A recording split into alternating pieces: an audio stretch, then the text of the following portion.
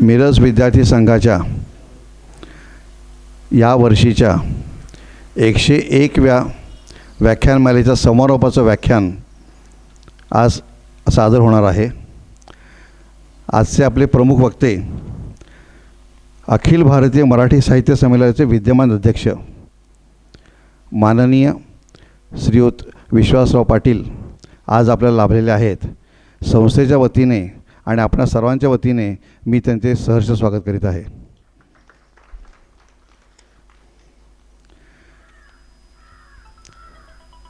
संस्थेच्या स्थापनेला 1979 सालापासून व व्याख्यानमालेला 1925 सालापासून आज 101 वर्षाचा दैदिप्यमान मिरजेचा वैभवशाली इतिहास लाभलेला आहे।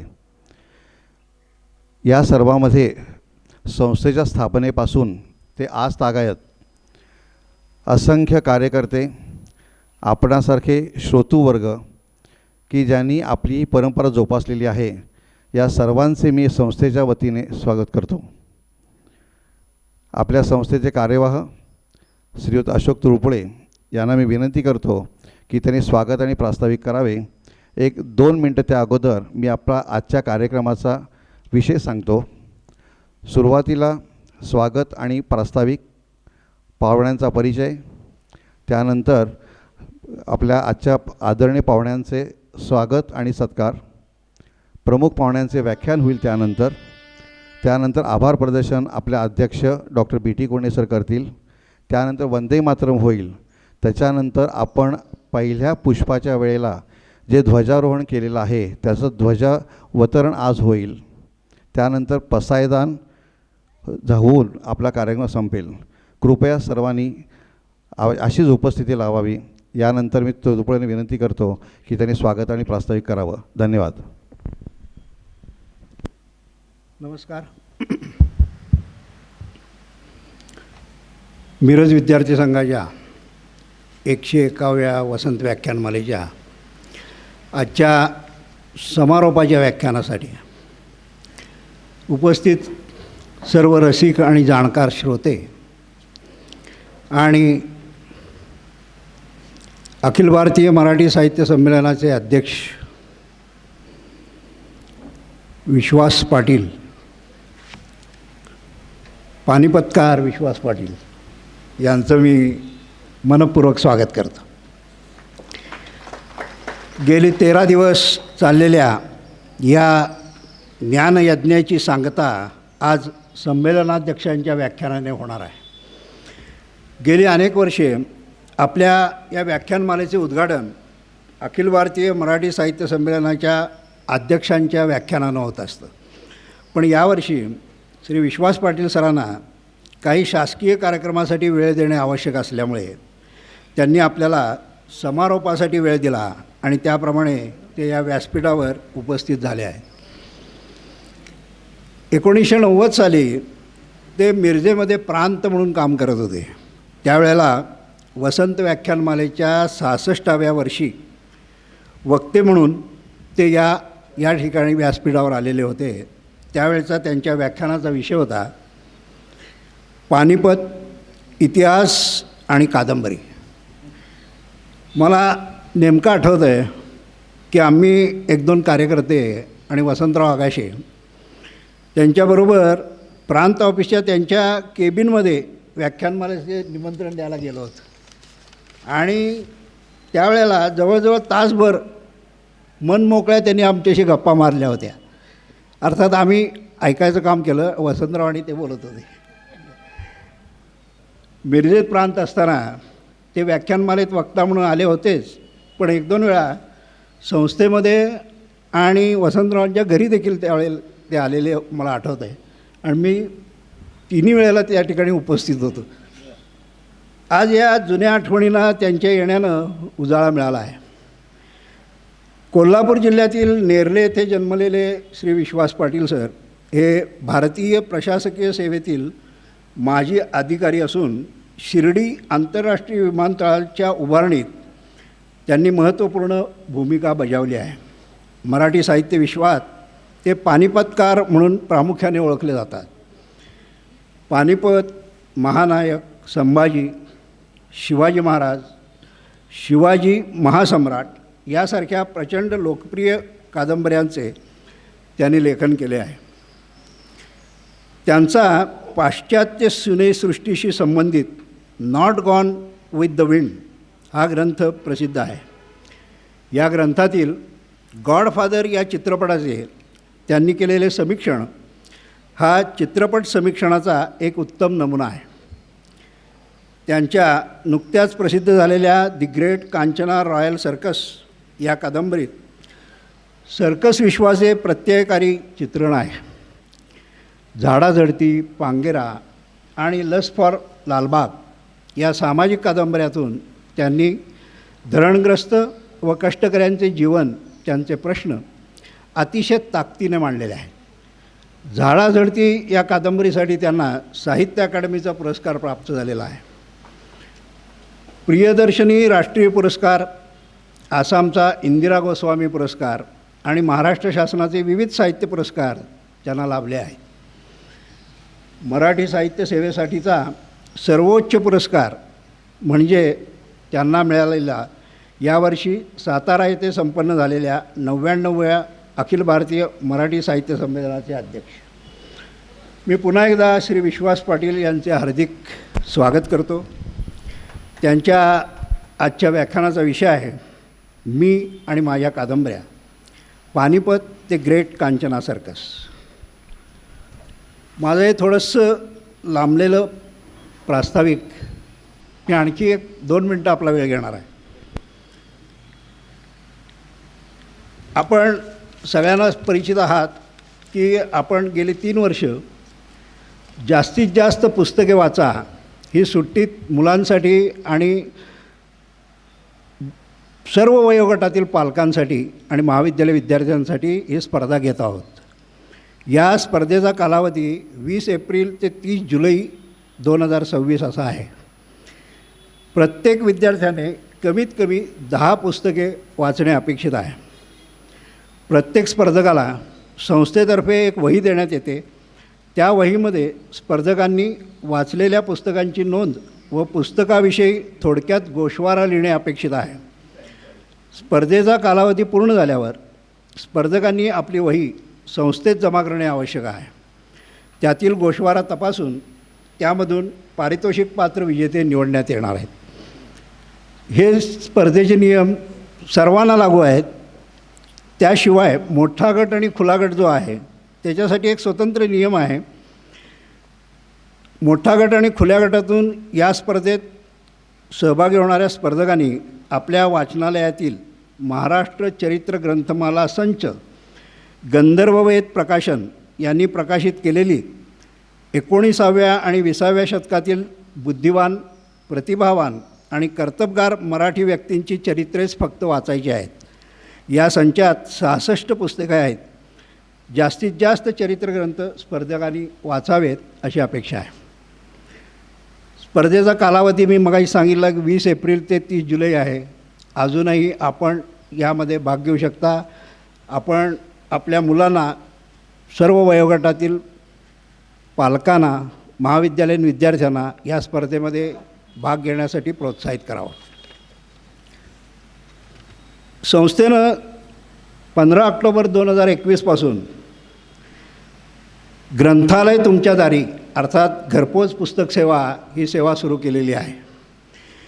या उपक्रमामध्ये ज्या वाचकांना ग्रंथालयात येऊन पुस्तके बदलून नेता येत नाहीत, संस्थेपासून ज्यांचे घर लांब अंतरावर आहे, अशा वाचकांसाठी ही योजना आहे.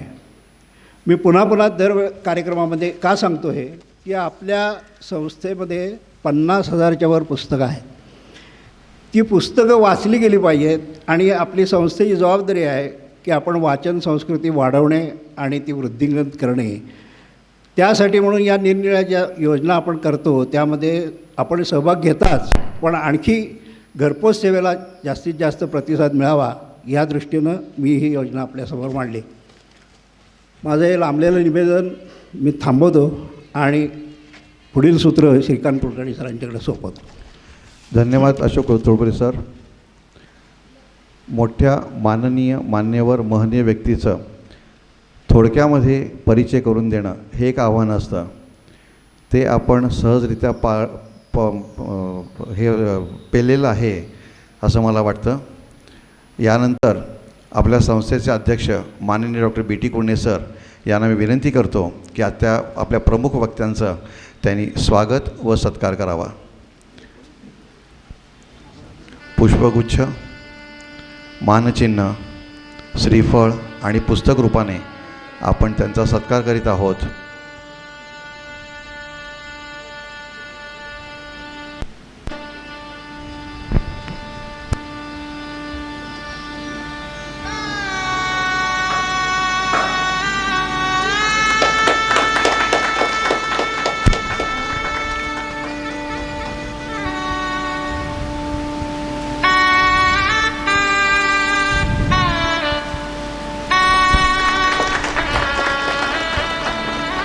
धन्यवाद.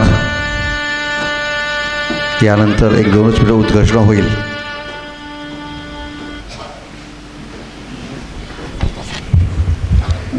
मी प्रथमतः क्षमा मागतो, सभेच्या प्रोटोकॉलमध्ये हा प्रोग्रॅम नाही आहे.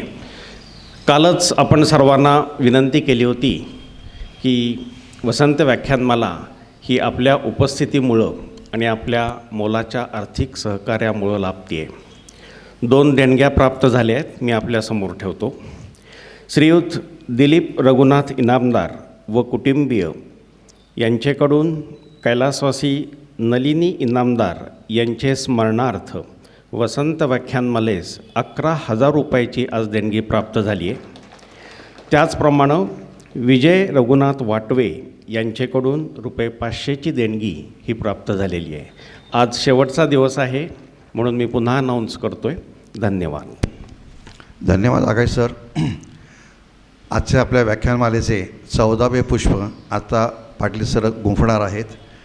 आजचे आपले पुष्प जे आहे ते श्री जगन्नाथ गायकवाड बेळंकीकर इनामदार यांचेकडून कैलासवासी सौ शकुंतला, कैलासवासी श्रीमती नर्मदा, कैलासवासी श्रीमती राधाबाई, कैलासवासी श्रीयुत मारुती, कैलासवासी चिरंजीव नरेंद्र, कैलासवासी श्रीयुत श्रीकांत, कैलासवासी चिरंजीव आकाश, कैलासवासी अश्विनी गायकवाड यांच्या स्मृतिप्रित्यर्थ आज त्यांनी प्रायोजित केलेलं आहे.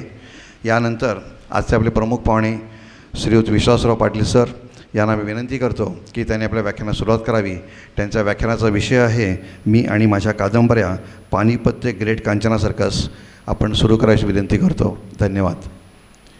सर्व रसिक प्रेक्षकांना एकच छोटीशी विनंती आहे, कृपया आपले मोबाईल सायलेंट मोडवर ठेवा. कृपया व्याख्यानामध्ये त्याचा डिस्टर्ब होऊ देऊ नका. सर्वांना कळकळीची विनंती. धन्यवाद.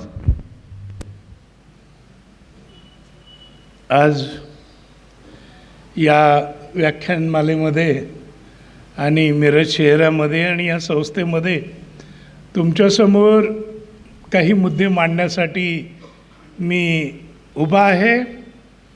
आणि एक प्रकारे सरळ साहित्यिक शब्दामध्ये सांगायचं तर माझं मन भरून आलेलं आहे.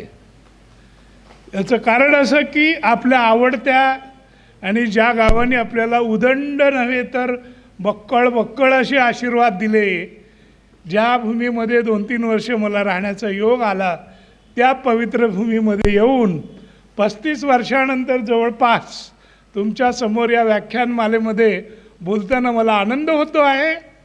आणि 35 वर्षानंतर इथेच राहिलेल्या एका व्यक्तीनं मराठी साहित्य संमेलनाचं अध्यक्ष व्हावं आणि तुमच्यासमोर येऊन संवाद साधावा, हा सुद्धा एक चांगला योग आहे असं मला वाटतं. ज्या एका कादंबरीने, म्हणजे झाडाझडती कादंबरीने मला जागतिक दर्जाची कीर्ती मिळवून दिली असं म्हटलं तर वावगं ठरणार नाही.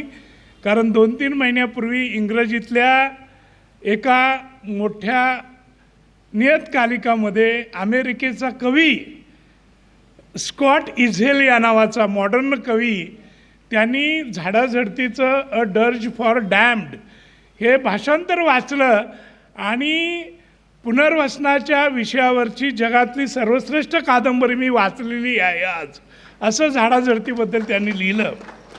आणि तुम्हाला सांगताना माझा ऊर भरून येतो की ही सुंदर कलाकृती याच शहरामध्ये बसून मी लिहिलेली आहे.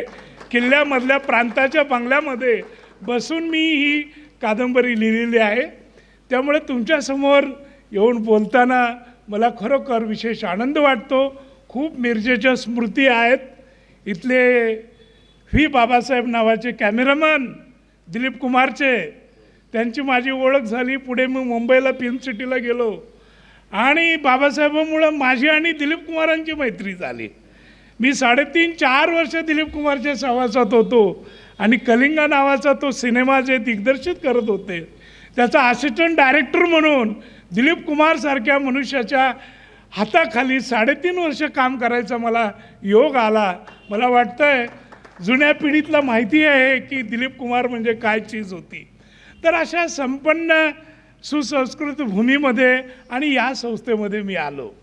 समोर मला वसंतराव आगाशे स्मृती स्तंभ ही अक्षरं दिसत आहेत आणि माझ्या डोळ्यासमोर वसंतरावांचा तो देह, त्यांच्या हातातली ती काठी आणि त्यांचं ते लाघवी बोलणं आजसुद्धा मला आठवतं.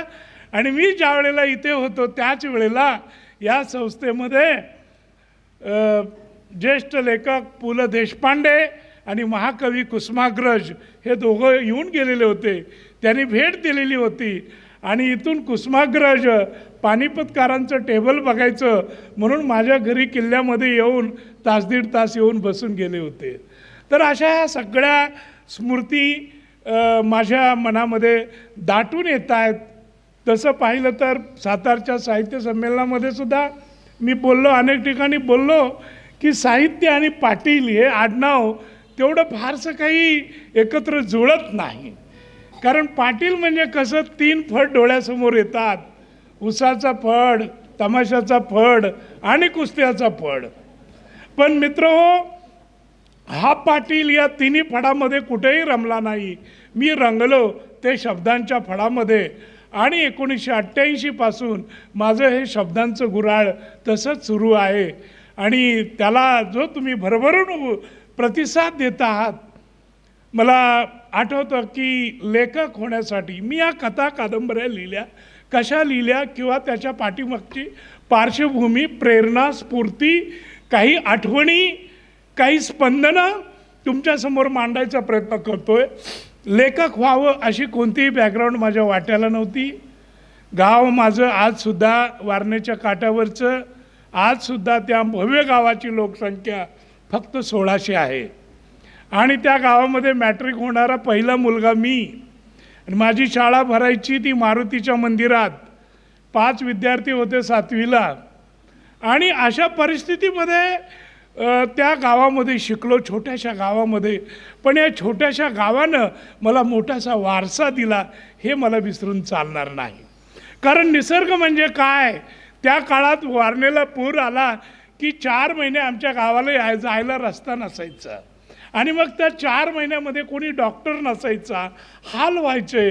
अशा वेढलेल्या परिस्थितीत जगायचं कसं? एखादा बैल जर रानात कड्यावरून पडला किंवा एखाद्या माणसाचा पाय मोडला तर डॉक्टर नाही करायचं काय? मग वेळूचे बांबू ओले काढायचे, त्याचं ते बँडेज तयार करायचं, त्याची ती लस पायाला बांधली की पू व्हायचा नाही वगैरे. अशा परिस्थितीत सगळ्या औषधी वगैरे, आणि हेच पुढं मला उपयोगी पडलं. म्हणजे पानिपतावर फौजा ज्या वेळेला अडकलेल्या होत्या त्यावेळेला हत्ती घोड्यांचे आणि माणसांचे काय हाल झाले असतील. किंवा नेताजी सुभाषचंद्र बोस हे जेव्हा इंपाळ आणि कोहिमा या बाजूला त्यांच्या फौजा अडकल्या त्यावेळेला त्यांची परिस्थिती काय झाली असेल. मला माझ्या गावानं खूप काही दिलं असं मला वाटतं. माझ्या गावच्या रानामध्ये डोंगरावर उभं राहिलं की 2 किल्ले दिसतात. पूर्वेच्या बाजूला बघितलं की पन्हाळगड दिसतो आणि पश्चिमेच्या बाजूला विशाळगड दिसतो. ज्यावेळेला गाई गुरं घेऊन मी रानात जायचो त्यावेळेला जेव्हा दसऱ्यामध्ये गवत कमरे एवढं उंच यायचं आणि वाऱ्याच्या लईवर ते डोलायचं त्यावेळेला मला असं वाटायचं की अरे बाजीप्रभू देशपांड्यांची घोडीच या रानातून चाललेली आहेत आणि त्यांच्या रपेटीमुळं हे गवत डोलतं आहे. तर आजच्या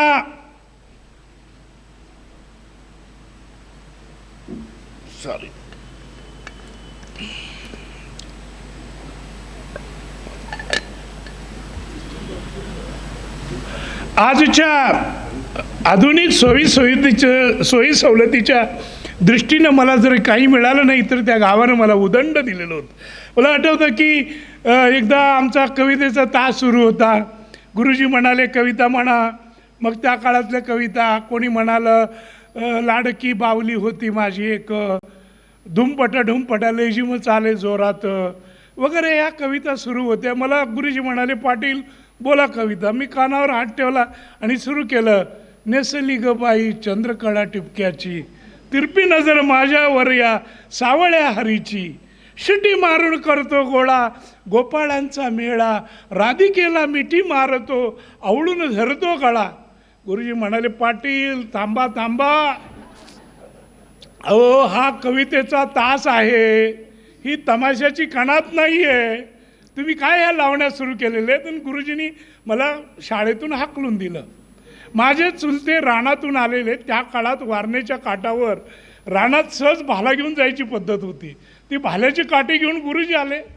म्हणजे माझे चुलते आले आणि म्हणाले गुरुजी आमच्या लेकराला का बाहेर काढलं, आमच्या विद्यार्थ्याला का बाहेर काढलं. अहो म्हणे का विद्यार्थी आहे हा राधिकेला मिठ्या काय मरतोय आवळून काय धरतोय, काय काय हे संस्कार आहेत. त्यावेळेला माझे चुलते हसले आणि म्हणाले की पर मास्तर हे गाणं कोणी लिहिलं हे तुम्हाला माहिती आहे का. गुरुजींना सांगता आलं नाही.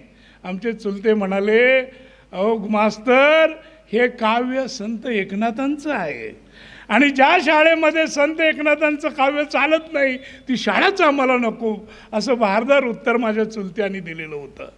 तर सह्याद्रीच्या कुशीमध्ये वारणेच्या काठावरचं पुराचं पाणी पाहत मी मोठा झालो आणि माझ्यातला लेखक वाढला. मला असं वाटतं की लेखकाच्या जीवनामध्ये कुठंतरी एक ठिणगी पडावी लागते. आता आपण पाहतो लग्न कशी जुळतात ते, म्हणजे प्री मॅरिटल शूट म्हणून पण पद्धत आलेली आहे. 35-40 वर्षापूर्वी खेड्यातल्या विशेषतः मुली खूप लाजायच्या. त्या नवऱ्याकडे ते लग्न होईपर्यंत अशी मानवर करायच्या नाहीत. एका लग्न जुळवण्यासाठी घरचे लोक गेलेले, मी गेलो. एक 15-16 वर्षाची खेड्यातली ती मुलगी पसंत पडली. लग्न फायनल झालं आणि तेवढ्यात ती मुलगी घरातून सरकन बाहेर आली बैठकीमध्ये आणि वडिलांना म्हणाली बाबा मला तुम्हाला एक प्रश्न विचारायचा आहे. घाबरले बाबा, तर पाहुण्यांपुढं काय पोरगी विचारते. ती म्हणाली बाबा अहो आमच्या घरातला आपल्या घरातला आवताचा बैल म्हातारा झाला, नांगरे ओढण्यासाठी चांगला बैल हवा म्हणून गेल्या 4 महिन्यामध्ये 18 बैलांचे बाजार तुम्ही पालते घातले 4 महिन्यामध्ये एका बैलासाठी, आणि जावई मात्र तुम्ही 2 मिनिटात पसंत केला. आणि तिथे मला तिचं शहाणपण कळलं आणि तिथे माझ्या पहिल्या कादंबरीचा जन्म झाला. आंबी नावाची कादंबरी मी वयाच्या 17व्या वर्षी लिहिली आणि तेव्हा नवलेखक अनुदान योजना होती महाराष्ट्रात. त्याला अनुदान मिळालं आणि FYSYला असतानाच न्यू कॉलेजात कोल्हापूरच्या माझी कादंबरी प्रकाशित झाली. तर पहिल्यापासून मला शब्दांचा नाद होता, शब्दाची मला तहान होती, काहीतरी आपण व्यक्त केलं पाहिजे असं मनातून वाटायचं. आणि पानिपतबद्दल विचाराल तर कौरव पांडव संगर तांडव, द्वापारामध्ये होयाती, तसे मराठे गिलचे साचे, कलित लढले पाणपती. असं गोविंदाग्रजांनी आपल्या फाटक्यामध्ये या युद्धाचं वर्णन सुंदर केलेलं आहे. कुठे आहे हे पानिपत? पानिपत आहे दिल्लीपासून 80 किलोमीटर अंतरावर. आणि एवढ्या लांब मराठी कशासाठी गेलेले होते? तर 1752मध्ये अहमदनामा नावाचा करार झाला आणि दिल्लीच्या संरक्षणाची जोखीम ही शिंदे होळकरांच्या खांद्यावर आली, म्हणून पानिपतावर मराठे गेले होते. आणि ती पानिपतचा जो जंग होता तोही माझ्या जीवनामध्ये कसा आला? एक नवीन लेखक होतो, दक्षिण महाराष्ट्र साहित्य सभा वगैरे मोठ्या मोठ्या परिषदा भरायच्या, मी जायचो, नवलेखक म्हणून भाग घ्यायचो, पत्रिकेत नाव असायचं. कार्यक्रम लांबला की आमचं नाव कटाप, न बोलता परत जावं लागायचं. एकदा असाच घरी गेलो होतो, वडिलांनी पाहिलं. वडील चांगले 6.5 फूट उंच होते, शेलार मामासारखे. माझा चेहरा बघून म्हणाले, चिरंजीव आपण मार खाऊन आल्याचं आम्हाला कळतं आहे. मी काही बोललो नाही. ते म्हणाले, अरे बाळ, गावातला मोठा शिकारी व्हायचं, या भागातला मोठा शिकारी व्हायचं तुमचं स्वप्न आहे हे आम्ही जाणतो. पण मोठा शिकारी व्हायचं असेल तर हातामध्ये लगोर घेऊन गावातल्या कुंपणावरच्या चिमण्या पाखरं टिपण्याच्या नादाला कशाला लागता? त्याच्याऐवजी तुम्ही एखाद्या वाघाच्या टांगेमध्ये घुसा, वाघ मारायचा प्रयत्न करा. जर तुम्ही वाघ मारू शकला आणि समजा नाही मारू शकला, वाघ मारताना मृत्यू पावला, तरी लोक म्हणतील, अरे हा पोरगा वाघाची शिकार करताना मेला. आणि जर तुम्ही वाघ मारण्यात यशस्वी झाला तर इतिहास तुमचा होईल. एखादा असा काहीतरी प्रचंड विषय घ्या आणि वेगळा आशय घेऊन समाजापुढे या. वडिलांचा तो कानमंत्र मी कानातच जपला, दोन्ही पाळ्यावर हात ठेवले आणि कुठल्याही कार्यक्रमाला साहित्यिक जायचं नाही ठरवलं. 6-6.5 वर्ष फक्त पानिपत आणि पानिपत याचाच अभ्यास करत होतो. बागपत, पानिपत, कर्नाल, यमुनेच्या काठावरून जेव्हा सवड मिळेल, रजा मिळेल, त्यावेळेला जाऊन वेड्यासारखा भटकत होतो. 11-12 हजार पत्र पानिपतावर लिहिलेली आणि पानिपतावरून लिहिलेली. मग बरीचशी पत्र 4 ओळीची 8 ओळीची असतील. ही सगळी पत्र वाचली आणि 6.5 वर्षानंतर जी मी पानिपत कादंबरी लिहिली ती लोकांच्या पुढं आली आणि तिने इतिहास घडवला. मला असं वाटतं की लेखकानं आपल्या विषयाशी तादात्म्य पावलं पाहिजे.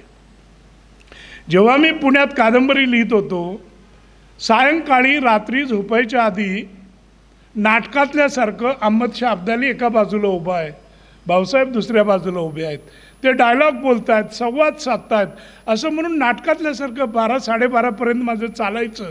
पुन्हा पहाटे उठायचं आणि लिहायला बसायचं. असं अनेक दिवस चालल्यामुळं माझ्या प्रकृतीवर परिणाम झाला आणि मला पुण्याला ससून हॉस्पिटलमध्ये ॲडमिट करण्यात आलं. माझं लग्न होऊन तेव्हा फक्त 1 वर्ष झालेलं होतं. माझी पत्नी आपल्या डोईचा पदर घेऊन दवाखान्यामध्ये असा टोपपदरी पदर आडवा घेऊन ऐतिहासिक भाषणामध्ये तिने मला एकच इशारा दिला की अहो, इकडून पानिपतावर चुरडल्या गेलेल्या लाख बांगड्यांचा हिसाब ठेवणं चालू आहे, तो अखंड चालू ठेवावा, पण कृपया आमच्या कपाळाचं पानिपत न होईल याची काळजी घ्यावी. इतका मी त्या विषयाशी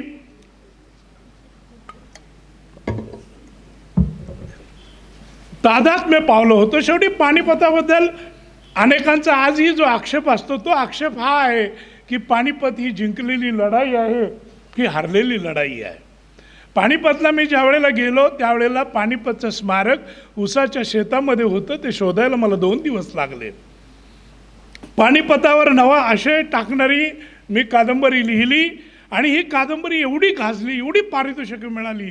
जवळजवळ 70 पुरस्कार पानिपतला त्या काळामध्ये मिळालेले होते. आणि त्यावेळेला भारतीय ज्ञानपीठाचे अध्यक्ष PV नरसिंह राव होते, म्हणजे पंतप्रधान व्हायच्या आधी. आणि आपल्याला माहिती आहे की आपल्या हना आपट्यांच्या पण लक्षात कोण घेतो या कादंबरीचं तेलुगूमध्ये त्यांनी भाषांतर केलेलं आहे.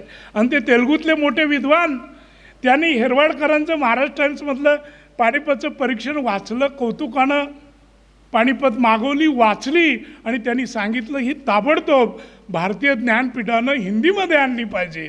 आणि 92 सालीच ती हिंदीमध्ये कादंबरी आली आणि जिनं उत्तर प्रदेश सगळा जो उत्तर हिंदुस्थान जिंकून टाकला. आणि ज्या पानिपतच्या त्या समाधीकडं काय एखादा दुसरा व्यक्तीसुद्धा कधी फिरताना आढळायचा नाही, तिथे आता 14 जानेवारीला दरवर्षी 1.5 ते 2 लाख मराठी माणसं जमतात आणि पानिपतच्या हुतात्म्यांना वंदन करतात. मला वाटतंय हा एका लेखणीचा विजय आहे आणि या लेखणीनं पानिपतापासून मला पुण्यपथापर्यंत नेलं. मला वाटतं रसिक असे मिळावे लागतात लेखकाला, त्यावेळेला लेखकाच्या उरामध्ये बळ येतं. अशीच माझी पुढची जी महानायक कादंबरी आहे ती प्रचंड उत्तर हिंदुस्थान, बंगाल सगळीकडे खूप गाजलेली आहे. आणि एके दिवशी सकाळी 6:45 वाजता घोगऱ्या आवाजातला फोन आला कि पाटिल जी आपने तो बड़ी कमाल की है, बहुत बेहतरीन उपन्यास लिखी है, महानायक हमारे सामने 100% सुभाष जी को आपने लाया है. मी म्हटलं साहब कौन बोल रहे हैं? तिकडून आवाज आला, मैं अटल जी बोल रहा हूँ. अटल बिहारी वाजपेयींनी ते हिंदीतली कादंबरी वाचली होती. मला असं वाटतं की असे मोठे वाचक, युगप्रवर्तक मिळणं हे लेखकाला याशिवाय वेगळं काय असावं लागतं. या कादंबरीनं मला एवढं मोठेपण दिलं की एका वर्षामध्ये कादंबरीच्या त्या विक्रीतून एका वर्षामध्ये मला जे स्वामित्व मूल्य किंवा रॉयल्टी मिळाली, त्या रॉयल्टीमधून मी कोल्हापूरला एक बंगला बांधला आणि त्या बंगल्याचं नावच पानिपत असं ठेवलेलं आहे. या पानिपतानं मला एवढी प्रचंड पद दिली. प्रश्न असा आहे की पानिपतचं युद्ध ही पराभवाची कहाणी होती की विजयाची कहाणी होती. मित्र हो, मी तुम्हाला मुद्दाम सांगेन की जेव्हा कुठलाही योद्धा एखादं युद्ध जिंकतो, युद्ध जिंकल्यानंतर तो काय करतो की तिथली राजगादी ताब्यात घेतो, तिथला खजिना ताब्यात घेतो, अंमल बसवतो आणि तिथला राजा बनतो. पण अहमद शाह अब्दालीनं जरी पानिपतावर युद्ध जिंकलं असलं तरी त्याने एवढी धडकत खाल्लेली होती की तो पुढे दिल्लीकडे आला नाही, पुन्हा हिंदुस्थानात आला नाही. एवढंच नव्हे तर 2 दिवसानं युद्धाचा जाहीरनामा त्यांनी जो प्रकाशित केलेला आहे त्याच्यात म्हटलेलं आहे की पानिपतावर त्या दिवशी मराठे असे लढत होते शौर्यानं की त्यांचा तो पराक्रम पाहण्यासाठी आमच्या पुराणातले रुस्तुम सारखे आणि इस्पिंदार सारखे जर योद्धे असते तर त्यांनी सुद्धा मराठ्यांचा पराक्रम पाहून तोंडात बोटे घालून कराकरा चावली असती. हे पानिपताचं यश आहे. आपला विजय, पराभव जरी तांत्रिकदृष्ट्या मिळाला असला तरी मांत्रिकदृष्ट्या तो आपला विजय होता आणि तो विजय त्या धुराधगाच्या दाटीतून बाहेर काढण्याचं मला भाग्य लाभलं. आपल्याला माहिती आहे की पुनर्वसनाचा प्रश्न किती जटिल आहे. एका गावातून दुसऱ्या गावाला आपली बदली झाली, दुसऱ्या घरामध्ये जाऊन आपण झोपलो तर नव्या जागेवर आपल्याला लवकर झोप लागत नाही. नव्या जागेवर कुणाला सांगितलं की इथं भूत आहे तर आपल्याला तर अजिबात झोप लागणार नाही. लहानपणापासून आपले आईवडील सांगतात की पलीकडं विहीर आहे, तिथं भूत आहे, त्या भूताचं काय आपल्याला वाटत नाही कारण ते भूत आपलं भूत असतं. त्याच्या भोवती फिरणारा एखादा जरी नाग असेल आणि तिथे नव्या जागेत सांगितलं सर्प आहे, तुम्ही भिणार नाही, पण आपल्या घरादाराजवळ फिरणाऱ्या सर्पाचं आपल्याला काही वाटत नाही कारण तो सर्प आपला सर्प असतो. तर माणूस तुटतो. अहो, पुनर्वसनामध्ये मी पाहिलेलं आहे की पुण्यातल्या वरसगावच्या धरणाचं काम पुनर्वसनाचं आंतरक्षेत्रामध्ये मी गेलो होतो, तलाठी सोबत होता आणि सकाळचं कोवळं ऊन पडलेलं होतं. त्या उन्हाला एक धनगर जातीचा, धनगर समाजाचा धरणग्रस्त बसलेला होता आणि त्याच्या पाठीवर कसली तरी नक्षी होती. तलाठी म्हणाला, साहेब ओळखा बघ, ती नक्षी कशाची आहे मला काही समजलं नाही. नंतर लक्षात आलं की ती वाघाच्या नखांची नक्षी होती. याचं कारण काय, तो वाघाशी कुस्ती खेळलेला होता. आपल्याला माहिती आहे आमच्या नाना खेबुडकरांनी, जगदीश खेबुडकरांनी गाणं लिहिलेलं आहे, लग्नाची मुलगी बापाच्या गळ्याला ताप, ठरलेलं लगीन मोडत हुंड्याला पैसा नस, असं दामकरी काममध्ये त्यांनी लिहिलेलं आहे. मुलीच्या लग्न जुळवण्यासाठी माणूस काय करू शकतो. मी वर्तमानपत्रात बातमी वाचली, बिहारमधल्या एका माणसांनी ऐन वेळेला नातेवाईकांनी पैसे दिले नाही, हुंडा द्यायचा होता, लग्न तर करायचं होतं, त्या बेहुशीमध्ये त्यांनी बँक लुटली, बँकेवर दरोडा घातला, बिचारा पकडला गेला. पण या धरणग्रस्ताचं घर गेलेलं, जमीन गेलेली, सगळं गेलेलं आणि पाण्याच्या क्षेत्राबाहेर डोंगर उतारावर तो राहिला होता. मुलीचं लग्न ठरवलेलं, हुंड्याची रक्कम पाहुण्यांनी देतो म्हणून सांगितली, ते आले नाहीत ऐनवेळी आणि मग त्यानं रानात वाघाची डरकाळी ऐकली. त्यावेळेला त्याला कळलं की पुण्याच्या बाजारात वाघाचं कातडं त्या काळात 40,000ला विकत घेतलं जातं आणि म्हणून त्या वाघाशी त्यांनी केलेली जी झुंज आहे तिचं वर्णन तुम्ही त्या झाडाधरती कादंबरीमध्ये वाचा. मी एक कल्पित असा प्रसंग लिहिलेला आहे. झाडाझडती भोवतावचे सगळे खरे प्रसंग आहेत, पण मी एक ओघामध्ये कल्पित प्रसंग लिहिला की हैबती नव्या गावामध्ये जातो, एवढा प्रचंड पाऊस पडतो, त्याच्या झोपडीमध्ये पाणी घुसतं, तो शेतकरी घरामध्ये गुडघाभर पाणी झाल्यावर काय करायचं, घराच्या बाहेर गेला, तिथे गवताचं पिंजर होतं, गवताची बुचडे होते, पिंजर होतं, ते आणलं, बिछाना तयार केला, पुन्हा पाणी वाढलं, पुन्हा त्या पेंड्या वाढवल्या आणि कमरे इतका बिछाना केलेला होता आणि पावसामध्ये त्याची पत्नी कशी बाळंत लिहिली झाली होती हे मी वर्णन, कल्पित वर्णन लिहिलेलं होतं. बीडमधून एका धरणग्रस्ताचं मला पत्र आलं, मी जपून ठेवलेलं आहे की पाटील साहेब, बीड जिल्ह्यामध्ये तुम्ही कधी नोकरी केल्याचं किंवा अलीकडच्या काळात तुम्ही येऊन गेल्याचं आम्हाला आठवत नाही. असं असेल तर माझ्या पत्नीनी बाळाला जन्म देताना पावसात आम्ही काय काय केलं होतं त्या रात्रीचं वर्णन तुम्हाला कसं काय कळलं. मला असं वाटतं की म्हणतात ना की जे न देखे रवी ते देखे कवी, आणि माझ्या दृष्टीनं जे न देखे कवी ते देखे अनुभवी. अनुभव जे असतात ते लेखकाचा पाठपुरावा करतात आणि ही झाडाझडती कादंबरी अर्थातच आमच्या त्या संजय पाटीलनी सांगली आकाशवाणीवरून या भागामध्ये खूप प्रसिद्ध केलेली होती, अजून लोकांना ती आठवते. पांगिरासुद्धा तशीच ती कहाणी, ही अशी कहाणी आहे.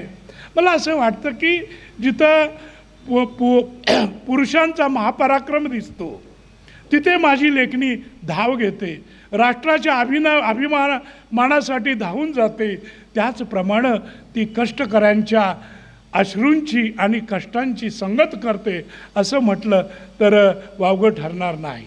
झाडाझडतीचं मी वर्णन केलंच, पण त्याबरोबर नंतर मी मुंबईमध्ये काम केल्यानंतर मुंबईच्या जीवनावर आणि विशेषतः दत्ता सामंतनी 1982चा जो संप केला त्या संपानंतर मोडलेली मुंबई आणि मुंबईतल्या 62 विकल्या गेलेल्या गिरण्या, त्याच्या खालचा 60,000 कोटीचा तो FSI गिळण्यासाठी मुंबईतल्या बिल्डरांनी, या राज्यातल्या पुढाऱ्यांनी, अंडरवर्ल्ड आणि ओव्हरवर्ल्ड ह्या सगळ्यांनी मिळून जो घोळ घातला त्याचे जे अनुभव मला ऐकायला मिळाले, पाहायला मिळाले, त्या अनुभवावर माझी लस्ट फॉर मुंबई या नावाची कादंबरी ही आलेली आहे. आता तिची 4थी आवृत्ती राजहंस प्रकाशननं काढलेली आहे.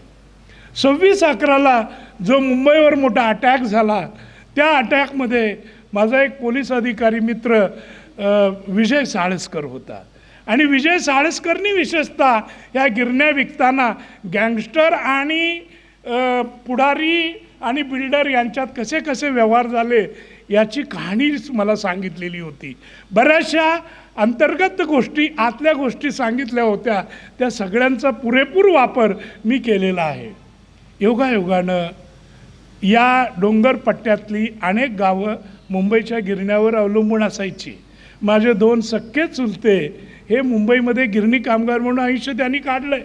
माझी मावशी त्यांची खानावळ होती गिरण गावामध्ये आणि त्यामुळं बालपणामध्ये मी ती मुंबई पाहिलेली आहे की जी पुढे आमच्या अनेक कवींनी लिहिलेली आहे की सकाळी गिरणीचा भोंगा तो बांग देतो कोंबड्यासारखी, नारायण सुर्वेनी वगैरे लिहिलेलं आहे. आणि मग गिरण्या सुरू होतात. ते मी पाहिलेलं आहे. मी वाण्याच्या चाळीत राहिलेलो आहे. गाववाल्यांच्या खोल्या असायच्या, किती अडचणी, सड्या गड्यांची म्हणजे फक्त पुरुषांची जी खोली असायची त्या 10 बाय 15च्या खोलीमध्ये 60 ते 65 लोक राहायचे. म्हणजे गिरणीत जशी कामाची पाळी तशी गाववाल्यांच्या खोलीमध्ये झोपायची पाळी असायची. आणि मग सकाळच्या वेळेला काय व्हायचं की लॅट्रिन संडास हे खूप मर्यादित असायचे. त्यामुळं 60-70 लोकांची अशी कमीत कमी 40-45 लोकांची लाईन असायची. हातामध्ये डालड्याचा डबा आणि कधी एकदा आपला नंबर येतोय म्हणून लोक पाहायचे. मला असं वाटतं की लोक मला विचारतात की तुमच्यावर काही लोकांनी मुद्दाम आरोप करण्याचा प्रयत्न केला, तुम्हाला अडचणीत आणण्याचा अनेक वेळेला प्रयत्न केला, पण तुम्ही काही झालं तरी, किती अटॅक झाले तरी कळा वेदना पचवायला आणि जिरवायला कुठे शिकला. मला ते आठवतं त्या चाळीमध्ये बालपणातच त्या कळा आणि वेदना कशा जिरवायच्या याचं एक प्रकारे माझं ट्रेनिंग झालं होतं. लेखकाचं भाग्य असतं पहा की ज्या गिरणी कामगारांच्या चाळीमध्ये मी लहानाचा मोठा झालो त्याच मुंबईचा मी कलेक्टर बनलो. विलासराव देशमुखनी भारतातली सर्वात मोठी कलेक्टरशिप मला दिली आणि मी मुंबईचा कलेक्टर होतो ज्यावेळेला 26/11चा अटॅक झाला. आणि त्याच्यामध्ये एक मॅजिस्ट्रियल इन्क्वायरी नावाचा प्रकार असतो आणि त्यामुळे जगात गाजलेले जे सगळे जे गँगस्टर आहेत त्यांच्या मुलाखती, त्यांचे जबाब 4-4 दिवस कलेक्टरला, दंडाधिकाऱ्याला नोंद करून घ्यावे लागतात. त्यामुळे यातले अनेक गँगस्टर, अमर नाईक, याव त्याव, हे सगळे माझ्या ओळखीचे चांगले झालेले होते. कारण 4 दिवस माणसाला माणूस भेटला म्हणजे ओळखे होणारच. तर पुढे ज्यावेळेला आर्थर रोडमध्ये या 26/11च्या गुन्हेगारावर त्या कसाबवर खटला भरला आणि मी साक्षीला गेलो, त्यावेळेला आमचे उज्ज्वल निकम म्हणाले त्या कसाबला, देख कसाब, हमारे पाटिल जी बहुत अच्छी नॉवल लिखते हैं, वो आप पर भी अच्छा उपन्यास लिखेंगे. तर मला असं वाटतं की एक लेखक म्हणून मला भाग्य लाभलं. एक गिरणी कामगारांच्या घरचा मुलगा आणि त्या महानगरीचा कलेक्टर या दोन्ही दृष्टिकोनातून मी ती कादंबरी लिहिली आणि म्हणून ती लोकांना प्रचंड आवडते. ज्यांनी वाचली नसेल त्यांनी वाचा. लस्ट फॉर मुंबई ही राजहंस प्रकाशननं काढलेली आहे. मला असं वाटतं की ह्या वेदना माझ्या घरातल्या होत्या, माझ्या गावातल्या लोकांच्या होत्या आणि आपली मुंबई लुटून नेली आपल्या डोळ्यासमोर, हे मला कुठंतरी दुःख डाचण्यात येत होतं आणि त्या तडफेतून मी लस्ट फॉर मुंबई लिहिली. त्याच्यानंतर 10 वर्षापूर्वी मला छत्तीसगडमध्ये नेमण्यात आलं. तिथे दुडिया नावाची माझी कादंबरी आहे. ती एका आदिवासी मुलीची कहाणी आहे. मी 4 महिने इलेक्शन ऑब्झर्वर म्हणून निवडणूक आयोगानं नेमलेलं. मी तिथे जाऊन ह्या आदिवासी मुलांच्या तुरुंगात जाऊन सरेंडर मुलांच्या मुलाखती घेतल्या. माझी ड्युटी संपल्यानंतर पुन्हा रजा काढून तिथे 4 महिने गेलो आणि त्या अभ्यासानंतर दुडिया नावाची जी मी कादंबरी लिहिलेली आहे ती आता 3 वर्षामध्ये 9 भारतीय भाषांमध्ये प्रकाशित झालेली छोटीशी पण उत्तम कादंबरी ती मॅजेस्टिक प्रकाशननं केलेली आहे. मला असं वाटतं की ती लग्नाच्या वेळेला भेटलेल्या छोट्या मुलीपासून मला हे स्त्री जातीचं दुःख वगैरे या गोष्टी खूप मला जवळच्या आहेत. विशेषतः खेड्यामध्ये त्या काळामध्ये ज्या पद्धतीनं मुली किंवा तरुण स्त्रिया मृत्यू पावायच्या दवाखान्याच्या वाटेवर वगैरे हे सगळं मी पाहिलेलं आहे. आणि त्यामुळं अनेक नायिका आणि मग त्याच्यामध्ये चंद्रमुखी आली. चंद्रा चंद्रा तुम्ही गाणं ऐकलं असेल. चंद्रमुखी नावाचा सिनेमा जो माझ्या चंद्रमुखी या कादंबरीवर होता. आणि एक राजकारणी एका तमाशातल्या बाईच्या प्रेमात कसा पडतो आणि घुंगरामध्ये कसा अडकतो, ही कादंबरी ज्या वेळेला प्रकाशित झाली त्यावेळेला महाराष्ट्रात खळबळ माजली. मोठ्या 4 ते 5 पुढाऱ्यांनी मला खाजगीत बोलावून दम दिला की आमचंच प्रकरण तुला रे कसं काय गावलं. पण एका वेळेला 4-5 जणांनी मला दम दिल्यामुळं मला सोयीचं झालं. त्यामुळं अण्णा भेटले की म्हणायचो, अहो तुमची नाही अण्णा, आप्पांची गोष्ट आहे ही. आप्पा भेटले म्हणजे म्हणायचो, अहो त्या सांगलीकडच्या त्या आमच्या तात्यांची गोष्ट आहे. तर पण एक असं आहे की हे सगळे राजकारणी एवढे आपल्या इज्जतीला घाबरणारे की राजहंस प्रकाशननं कादंबरी प्रकाशित करून सुद्धा महाराष्ट्रातल्या कुठल्याही दैनिकात, जिल्हा दैनिकापासून मुंबईपर्यंत तिचं परीक्षण येऊ दिलं गेलं नव्हतं. पण 20 वर्षानं का होईना तो चंद्रमुखी सिनेमा आला आणि ही चंद्रमुखीची कहाणी पुन्हा घराघरापर्यंत पोहोचली. मला वाटतं की लेखकानं आणि मला काही जण विचारतात की तुम्हाला ऐतिहासिक कादंबरी आवडते का सामाजिक कादंबरी आवडते.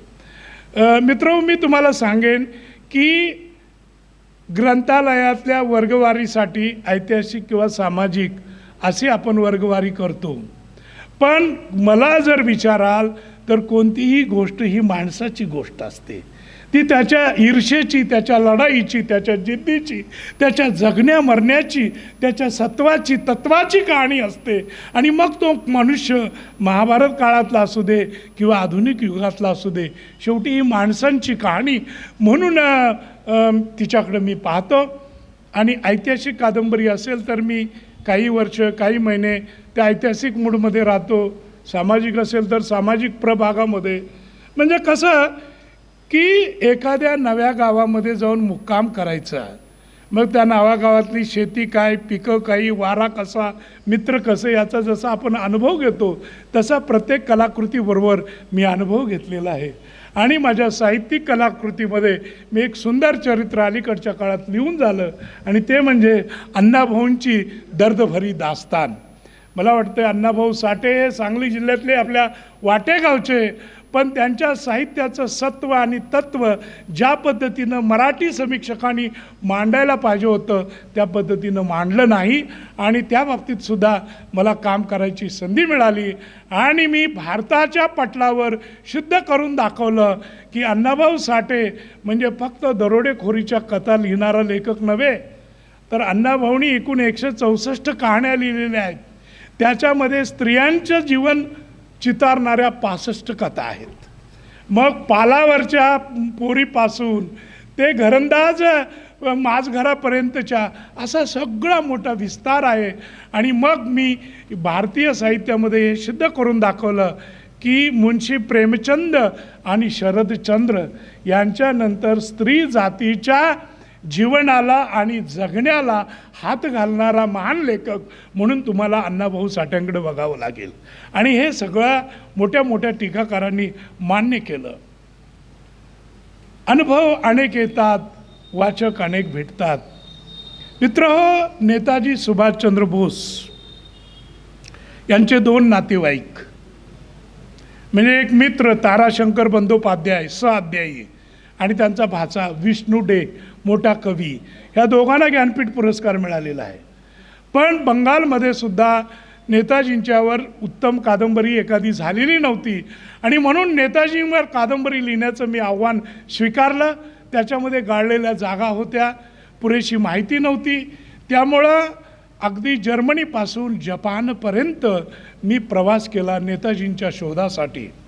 आणि ज्या वेळेला 1997-98ला मी जपानला गेलो होतो, 96ला, आणि जपानमध्ये सुभाषबाबूंच्यावर माझं भाषण झालेलं होतं इंग्रजीमध्ये. ते दुसऱ्या दिवशी वर्तमानपत्रात छापून आलेलं होतं. सुदैवानं तेव्हा नेताजी सुभाषबाबूंच्या समवेत काम केलेले त्यांचे अनेक सहकारी हयात होते. त्याचा मला फायदा झाला. रेंकोजी मंदिर नावाच्या बुद्ध मंदिरात नेताजींची ती रक्षा ठेवलेली आहे. त्या मंदिराला भेट द्यायला मी गेलो. मोटारीतून उतरलो, समोर बघितलं तर 22-23 जवळजवळ पित्तवर्णीय लिंबवासारखी त्वचा असणारे म्हातारे 80-90मधले उभे होते. आणि मला पाहिल्याबरोबर त्यांनी खाडकन कान्सिलावर अशी बोटं ठेवली आणि तिरंग्या झेंड्याला नमस्कार करावा तसा त्यांनी सॅल्यूट मला केला, मला मानवंदना केली. आणि माझ्या स्वागतासाठी जपानी बांधवांनी 3 गाणी म्हटली. ती कुठली गाणी? तर कदम कदम बढ़ाए जा, खुशी के गीत गाए जा, ये जिंदगी है कौम की, तू कौम पे लुटाए जा. त्यानंतर दुसरं गाणं वंदे मातरम, आणि तिसरं गाणं मोठ्या तन्मयतेनं ते गात होते. भले त्यांचा स्वर, त्यांचा हेल शब्दांचा हा जपानी वर्णाचा असला तरी ते काळजाच्या देठापासून जपानी बांधव गात होते, सारे जहां से अच्छा हिंदुस्तान हमारा. आणि हे गीत गाताना त्यांच्या डोळ्यात जे अश्रू होते तसे अश्रू मला माझ्या देशामध्ये कधी दिसले नाहीत. म्हणजे परदेशातल्या लोकांना जाऊन नेताजींनी किती प्रेरणा दिलेलं होतं, किती प्रेरित केलेलं होतं. मी त्यांना विचारलं की तुम्हाला नेताजींची आठवण कशी येते?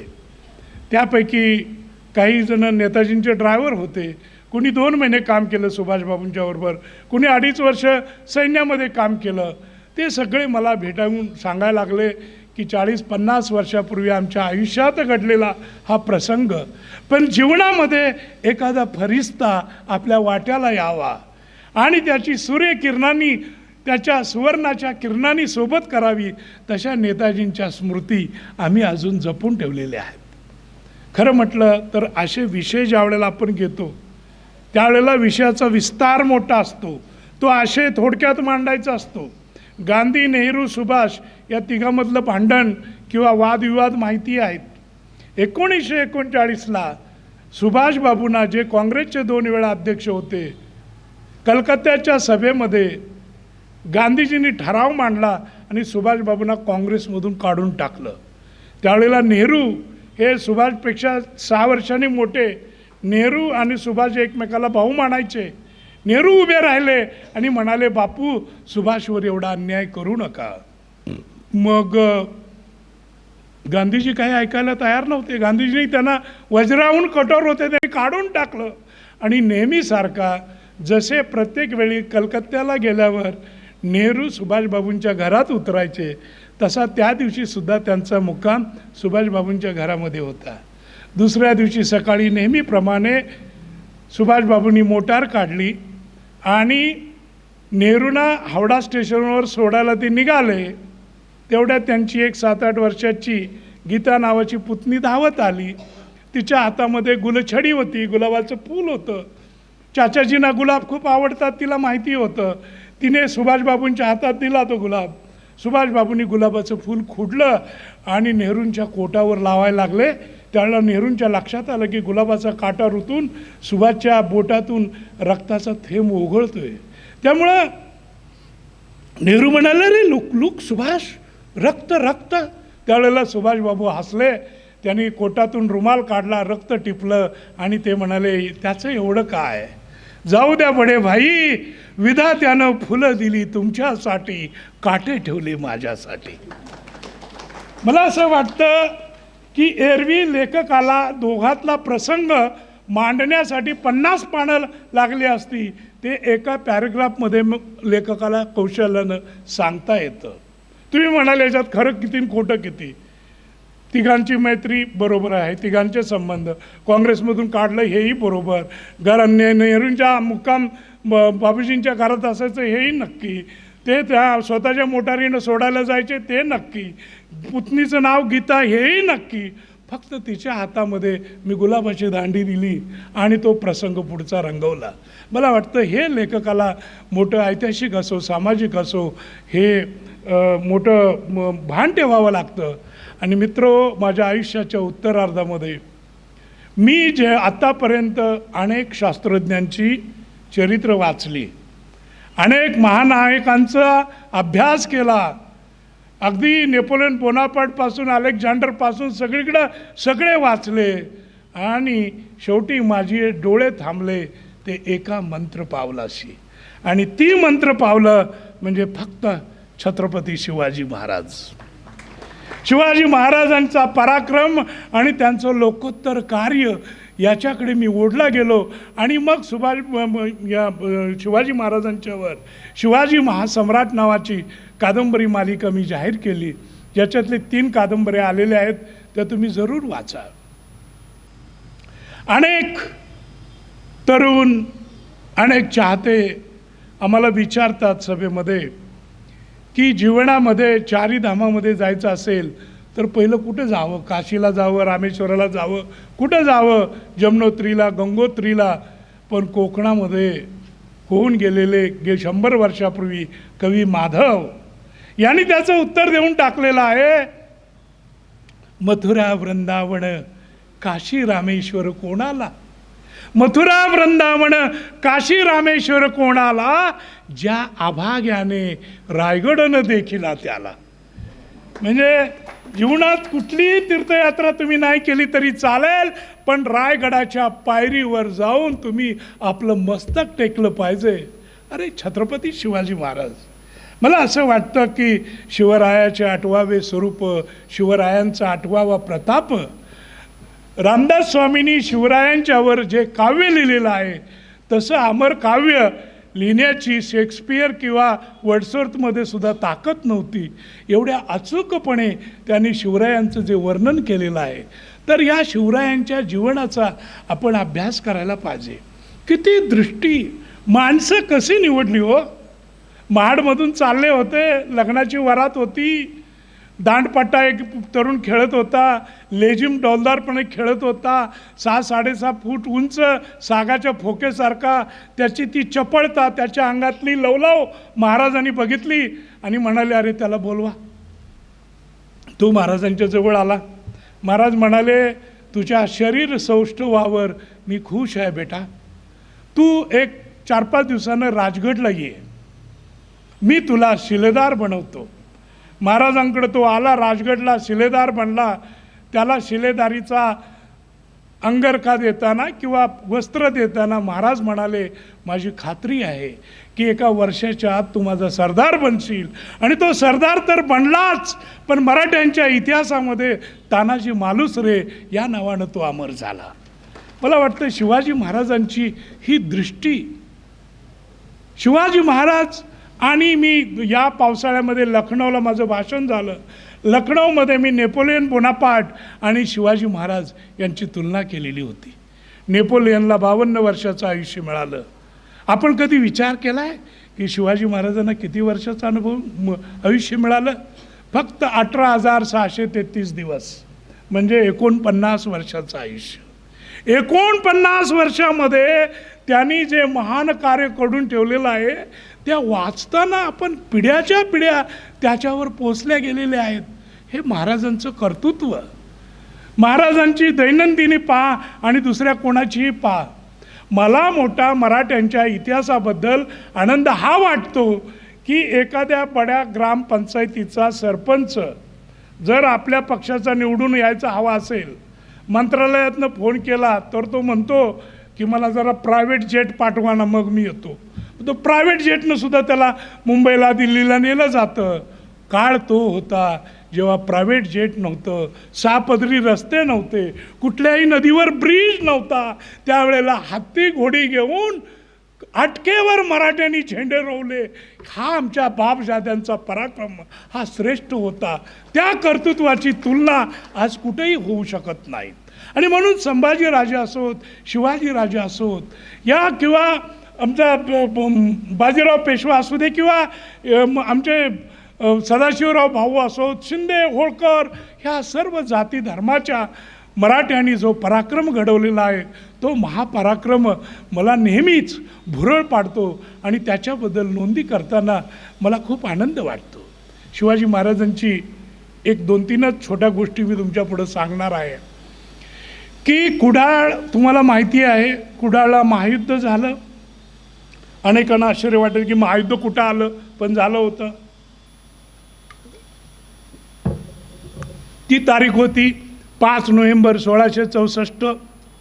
आपल्या विजापूरचा वजीर खवास खान 35,000ची फौज घेऊन आलेला होता शिवाजी महाराजांच्या विरोधात. आणि कुडाळ जवळचा तो ओढ्यासारखी छोटी नदी आहे, त्याच्या पलीकडे महाराज होते आणि अलीकडे खवास खान होता. रोज दोन्ही सैन्य एकमेकाच्या समोर यायचं, पण युद्धाला तोंड फुटायचं नाही. महाराजांना आश्चर्य वाटायचं का होतं असं, पण महाराज स्वस्थ बसणारे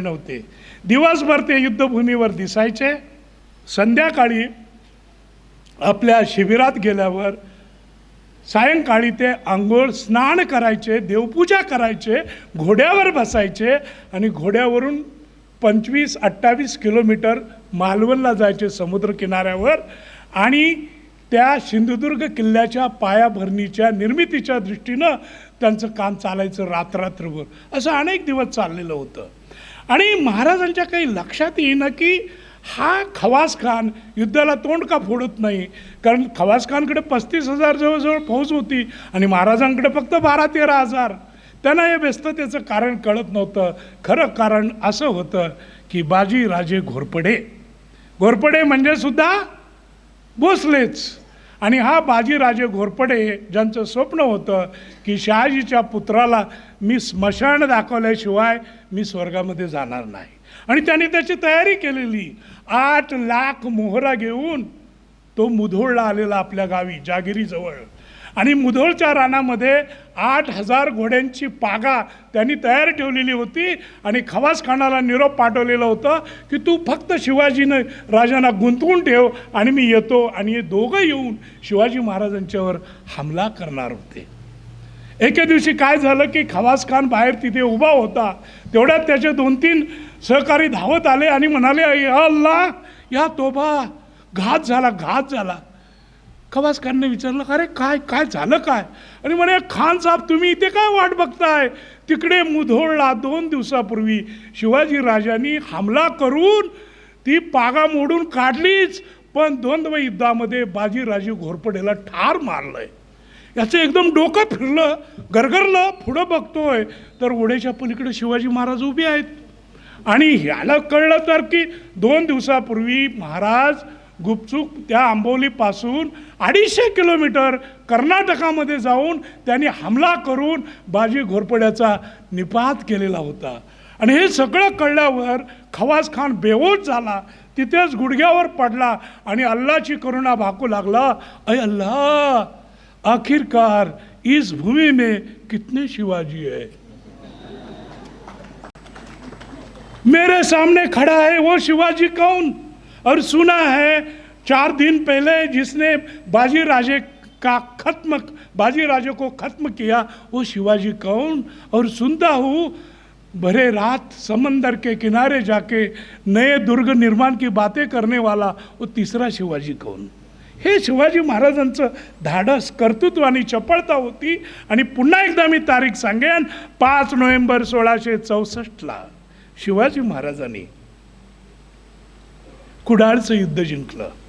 आणि त्याच महिन्याच्या 25 नोव्हेंबर 1664ला त्यांनी सिंधुदुर्ग किल्ल्याची पायाभरणी केली, फक्त 20 दिवसानंतर.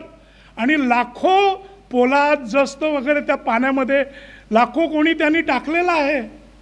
अरे एक आपलं फार्म हाऊस बांधायचं झालं तर जावई मेवणे पावणे 4-4 वर्ष आपण प्लॅनिंग करत बसतो, आणि एक महायुद्ध जिंकून 20 दिवसाच्या आत किल्ल्याची भरणी, केवढं प्रचंड काम. हे झालं नोव्हेंबर महिना. डिसेंबर महिन्यामध्ये हुबळी जिंकली, खुशवंतपूर जिंकलं. त्यानंतर 15 डिसेंबरला पुढच्या महिन्यात त्यांना धूमकेतू दिसला, म्हणून जानेवारीमध्ये जिजाऊ साहेबांची तुला केली, कुठे 1665मध्ये महाबळेश्वरला केली. आणि लगेच पुढच्या महिन्यामध्ये 8 फेब्रुवारीला महाराज मालवणवरून 85 जहाजं घेऊन कर्नाटकामध्ये गेले आणि कुंदापूर जवळ बसरूर नावाची बाजारपेठ जी पोर्तुगीजांनी जिंकलेली होती ती सोडवून त्यांनी तिथला राजा राजशेखर शिवाप्पा नायकाचा मुलगा याला दिली. आज सुद्धा मित्रांनो दर 13 फेब्रुवारीला बसरूरमध्ये कर्नाटकामध्ये विजयी यात्रा निघते शिवाजी महाराजांचा गौरव करण्यासाठी आणि शिवाजी महाराजांना मुक्तिदाता ठरवण्यासाठी. छत्रपती शिवाजी महाराजांच्यावर तिसरं जे माझं कादंबरी पुष्प आलेलं आहे ते म्हणजे आग्र्याहून सुटकेवर आसमान भरारी. मेहता पब्लिशिंगनी प्रकाशित केलेलं ही कादंबरी तुम्ही जरूर वाचा. मला फार बोलता येणार नाही, थोडक्यात काही 1-2 ठळक मुद्दे फक्त मी सांगायचा प्रयत्न करतोय. छत्रपती शिवाजी महाराजांची आग्र्याहून सुटका हा सुद्धा एक चमत्कार होता. इतिहास तुम्ही उलटा सुलटा कसाही पहा, आपल्याला असं आढळेल की 12 मे 1666 ते 17-18 ऑगस्ट 1666 या 3-3.5 महिन्यामध्ये औरंगजेबानं शिवाजी महाराजांना ठार मारण्याचे लेखी आदेश 5 वेळा दिलेले होते. यांना त्या कारणानं तुमचं आमचं नशीब मोठं म्हणून शिवाजी महाराज कसे बसे बचावून आले, नाही तर काहीही घडू शकत होतं. कारण औरंगजेबाला कोण अडवणार होतं? औरंगजेबाची फौज किती होती माहिती आहे? मुळात औरंगजेबाचं राज्य आजच्या अफगाणिस्तानापासून ब्रह्मदेशापर्यंत म्हणजे म्यानमारपर्यंत होतं आणि लाहोरपासून दिल्ली, आग्रा, बंगालपर्यंतच्या तळावर मिळून औरंगजेबाची फौज होती 10.5 लाख. आणि शिवाजी महाराज आणि संभाजी महाराज यांची कधीही फौज 1 लाख किंवा 1,10,000च्या वर नव्हती, तरीसुद्धा त्यांनी एवढा हा प्रचंड पराक्रम घडवलेला आहे. आणि शिवाजी महाराजांना ठार मारायचं ठरलेलंच होतं. 17-18 तारखेला एका फिदाई खान नावाच्या सरदाराच्या घरात यमुनेकाठी शिवाजी महाराजांना सत्कारासाठी बोलवायचं दुपारी 4 वाजता आणि सत्कारासाठी बोलावून त्याच ठिकाणी त्यांना जमिनीमध्ये गाडून दफन करायचं यासाठी खड्डासुद्धा खणून तयार ठेवलेला होता. आणि ही वार्ता महाराजांना कळाल्यावर महाराज 16-17च्या त्या मध्यरात्री सटकलेले आहेत. ज्या वेळेला औरंगजेबाला कळलं की ते सटकले, औरंगजेबाने विचारलं कसे सटकले, तर म्हणाले पेटाऱ्यातून सटकले. कोण कोण सटकले? तर संभाजीराजे सटकले आणि शिवाजी महाराज सटकले. औरंगजेब फार हुशार होता. तो म्हणाला हे कसं आहे, ही क्या बात कर रहे हो? संभाला त्या पेटाऱ्यातून जायचं कारण काय होतं? म्हणजे औरंगजेब म्हणाला 12 मे पासून कालच्या 16 ऑगस्टपर्यंत, म्हणजे आजची मी तारखा मुद्दाम तुम्हाला कळाव्यात म्हणून आजच्या भाषेत सांगतोय, या 3-3.5 महिन्यामध्ये संभाजीला कुठेही अटकावणं होतं. संभाजीराजेंना आग्र्यातून कुठल्याही पेटीतून कुठूनही कसंही फिरायचे होते. आणि शिवाजी राजांसारखा कर्तव्यदक्ष पिता स्वतःच्या मुलाचा प्राण पेटाऱ्यामध्ये कशाला ठेवेल आणि त्याला धोक्यात कशाला आणेल? त्यांनी सांगितलं असतं की नदीच्या पल्यात कुठंतरी लपून राहा आणि मी येतो. तरी औरंगजेबाला वाटलं की परीक्षा करावी. त्यांनी ते 2 पेटारे मागून घेतले जे गावाच्या बाहेर नेऊन टाकलेले होते. जहांगीर औरंगजेबाचा आजोबा, त्याच्या काळापासून हरणं खूप होती, हजारो हरणं होती. तर मग त्या चिडियाघरमधली हरणं आणली. एक मोठं हरण मोठ्या पेटाऱ्यामध्ये ठेवलं, छोटं हरण छोट्या पेटाऱ्यामध्ये ठेवलं. छोटं हरण गुदमरलं. ते तेवढा प्रवास केल्यानंतर मोठं हरण मरण पावलं. त्यावेळेला औरंगजेब हसला आणि म्हणाला हे शक्य नाही, शिवाजी या पेटाऱ्यातून शिवाजी राजे जाणे शक्य नाही, तुम्ही बेवकूफ आहात. शिवाजी हा जादूगार आहे आणि या जादूगारानं भुलभुलैया केला. आणि बेवकूफ हो, मराठ्यांची माती म्हणजे काय असतं हे तुम्हाला माहिती नाही, मला माहिती आहे. औरंगजेब म्हणाला का? तर माझे आजोबा जहांगीर यांनी माझे पिता शहाजहानला बंडखोर म्हणून हद्दपार केलेलं होतं. आणि आमच्या लहानपणी मी, सुजा, माझी सगळी बहिणी भावंडं मिळून आम्ही पुण्याच्या जवळ जुन्नर गावामध्ये राहत होतो. जुन्नरमध्ये औरंगजेबानं सांगितलं मी 5-6 वर्ष माझा बचपना तिथं गेलेला आहे, त्यामुळं मराठ्यांची मी माती ओळखतो. मराठी माणसं कशी आहेत आणि मराठ्यांची भूतं कशी आहेत ही मला माहिती आहेत. आणि कोकणातली भूतं ही फार लागीर असतात, औरंगजेब म्हणतो. त्यांना काय कळेना, म्हणे काय झालं काय? औरंगजेब हसला आणि म्हणाला अरे बेट्यानो, 2-2.5 वर्षापूर्वी आमचे शाहिस्ते मामा पुण्याला गेले होते आणि कात्रजच्या घाटामधून मराठ्यांचं सैन्य मशाली घेऊन पळतंय म्हणून आमचे 10,000 बेवकूफ त्यांच्या पाठीमागून पळायला लागले. त्यांना गाठल्यावर आमच्या बेवकूफांना असं कळलं की ते बैल आहेत, बैलांच्या शिंगांना पोते बांधलेले आहेत आणि हे पोत बांधून त्या दिवट्या घेऊन ते बैल पळतात आणि त्यांच्या मागं आमचे मूर्ख पळाले. आणि म्हणून तुम्हाला मी सांगतो, मामा के लिए बैल और भांजे के लिए पेठारे ही शिवाजीची कला आहे. म्हणजे कसं? तर म्हणे पेठारे वाटायला मी परवानगी दिल्यानंतर तुम्ही सगळे बेवकूफ पेटारे पेटारे पेटारे पेटारे करत तुम्ही पेटारेच तपासत राहिला, पण पेटाऱ्यातून खरे शिवाजी पळाले नाहीत. त्यांनी तुमच्यावर भाणामती केली, बौद्धिक भाणामती, आणि तुम्ही पेटाऱ्यामागं पळत राहिला आणि शिवाजीराजे दुसरीकडून निघून गेले. ही जी सगळी कहाणी आहे ती मी या अस्मान भरारीमध्ये लिहिलेली आहे.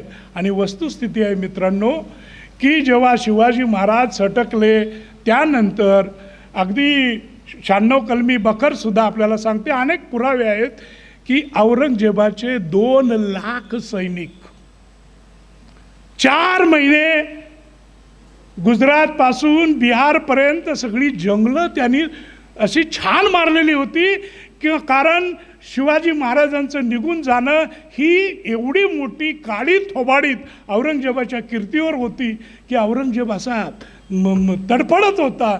आणि आपल्या वसियतनाम्यामध्ये औरंगजेबानं लिहून ठेवलेलं आहे की माणसानं जिंदगीमध्ये कधीही गहाळ राहू नये, बेवकूफपणा करू नये, दुर्लक्ष करू नये. शिवाच्या बाबतीत मी ते दुर्लक्ष केलं आणि पुढं 27 वर्ष अल्लानं मला दक्षिणेतून मराठ्यांच्या मागं पळायला लावलं. हे औरंगजेबानं लिहिलेलं आहे. तर अशी ही छत्रपती शिवाजी महाराजांची कहाणी. हा निसर्गपुत्र शिवाजी महाराज काय किंवा संभाजी महाराज काय यांच्या पाठीशी निसर्ग कसा होता हे मी लिहिलेलं आहे. निसर्गाचा शिवाजी महाराजांच्या एवढा अभ्यास आणि संभाजी महाराजांच्या एवढा अभ्यास दुसऱ्या कोणाचा नव्हता.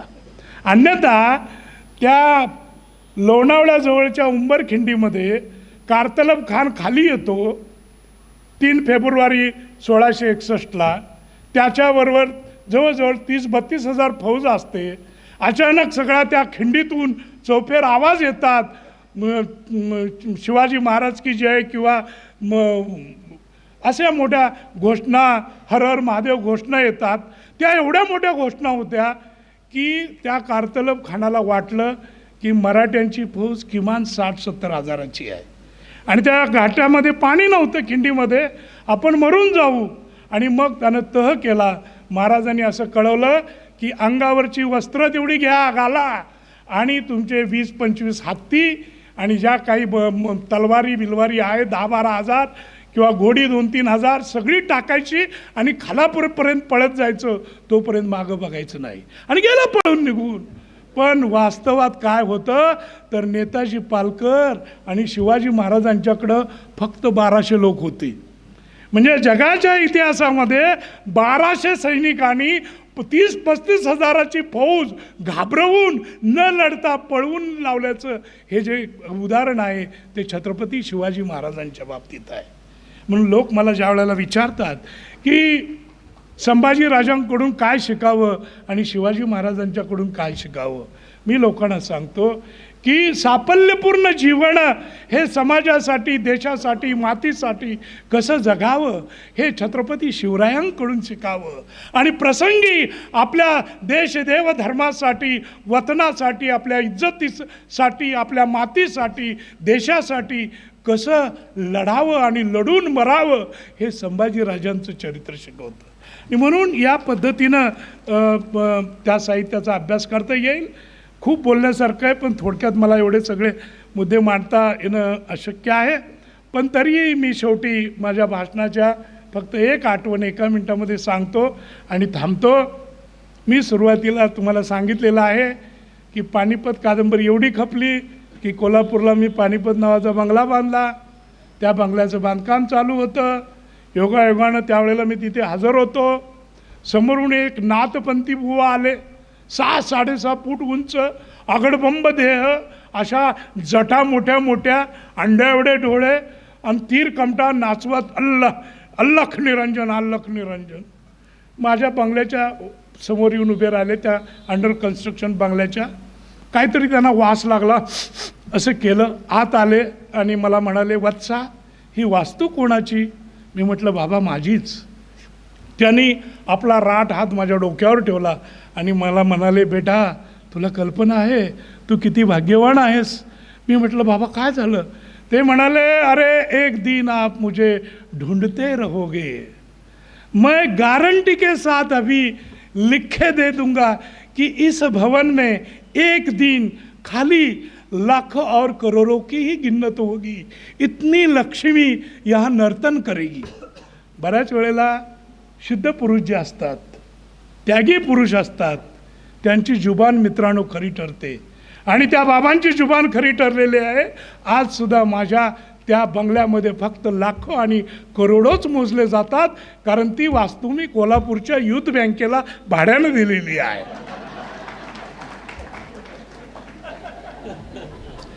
या निमित्तानं मला एवढंच सांगायचं आहे की माझ्या घरामध्ये छमछम करणारी नांदणारी लक्ष्मी जरी गावाची असली तरी माता सरस्वतीनं दूर माळावर आपल्या भग्न मंदिरामध्ये मला जागा दिलेली आहे.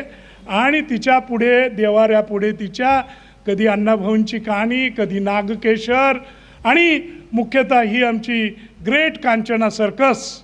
आता खरं म्हटलं तर याच्यावरच व्याख्यान होण्याची परिस्थिती होती, पण ओघामध्ये मला बोलायला तेवढा वेळ नाही. पण ही सर्कस भूमी जी आपली आहे तिला सलाम. मिरज, म्हैसाळ आणि आपलं तासगाव, ज्या वेळेला आमिर खानचा सिनेमा आला दंगल, ट्रायलला आम्हाला बोलवलं, सगळ्यांनी टाळ्या वाजवल्या. का टाळ्या वाजवल्या? तर म्हणे इथं मुलांचा कुस्तीमध्ये पराभव करतात. मी काही प्रतिक्रिया दिली नाही. लोकांना मी अरसिक वाटलो. मी म्हणालो तुम्हाला आमच्या भूमीचा इतिहास माहिती नाही. अरे 100 वर्षापूर्वी कोल्हापूरच्या खडकलाट गावामध्ये गुलाब शिंदे नावाच्या शेतकऱ्याची मुलगी ताराबाई होती. ती वाघाशी कुस्ती खेळायची आणि तिची कुस्ती बघून शाहू महाराजांनी तिला कोल्हापूरला बोलवली. तिची स्वतःच्या डोळ्यांनी कुस्ती पाहिली वाघाशी लढत, आणि तिला 2 हत्ती दिले आणि 40 घोडी दिली. आणि तिनं ग्रेट तारा सर्कस म्हणून जर्मनीपासून जपानपर्यंत ती दाखवली. आपले माळी सर्कस ही तासगावची, ही माळी सर्कस पाहिल्यावर ग्रेट लायन सर्कस म्हणून लोकमान्य टिळकांनी तिला किताब दिलेला होता. देवल सर्कस असो किंवा म्हैसाळमध्ये सर्कस हीच सर्कशी आहेत. तर हा सगळा परीख मी या ग्रेट कांचना सर्कस या पुस्तकात लिहिलेला आहे. आणि ती आता पुढल्या आठवड्यात इंग्रजीमध्ये येते आहे. मराठीच्या आधी हिंदीमध्ये आली आणि हिंदी प्रदेशात ती धुमाकूळ घालते आहे. तर तीही कादंबरी तुम्ही मनातून वाचा. आणि मी सांगितल्याप्रमाणे लक्ष्मी किती मिळाली याचा हिशोब न करता सरस्वतीच्या त्या भग्न मंदिरामध्ये एकाहून एक अशा सुगंधी अगरबत्त्या लावण्याचा शब्द मी तुम्हाला देतो आणि आपली रजा घेतो. जय हिंद, जय महाराज.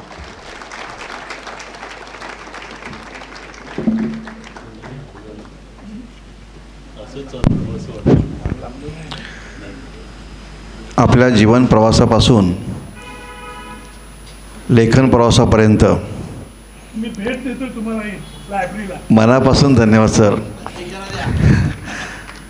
आपल्या अतिशय ओघवत्या वाणीने आपण अतिशय प्रभावीपणे रसिक श्रोत्यांपर्यंत पोचवलात.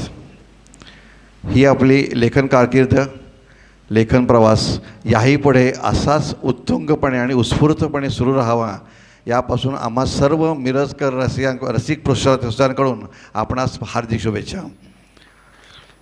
आपला प्रवास निश्चितच स्फूर्तिदायी आणि आदर्शवत आहे. त्याकरिता आम्ही सर्व मिरजकर आपले मनापासून ऋणी आहोत. संस्थेचे अध्यक्ष डॉक्टर कुरणे सर यांना मी विनंती करतो की त्यांनी आपले आभार प्रदर्शन करावे. धन्यवाद. नमस्कार. गेली 14 दिवस आमचा ज्ञानामृताचा अत्याचार तुम्ही सहन करत आहात. अनेक 2 मिनटं सहन करावी अशी माझी नम्र विनंती आहे. आपली जागा सोडू नका. आभार प्रदर्शनाचं काम मी 2 मिनटात संपवणार आहे. मगाशी काही देणगींच्या दाराची नावं वाचली, त्याच्यानंतर आणि 2 देणगी आलेले आहेत. त्यांचं नाव आहे श्रीमती अनुजा हरी पुजारी 5,000 रुपये, विकास विश्वनाथ जोशी 501 रुपये. हे स्थिर निधीसाठी आपल्याकडे आज देणगी जमा झालेली आहे.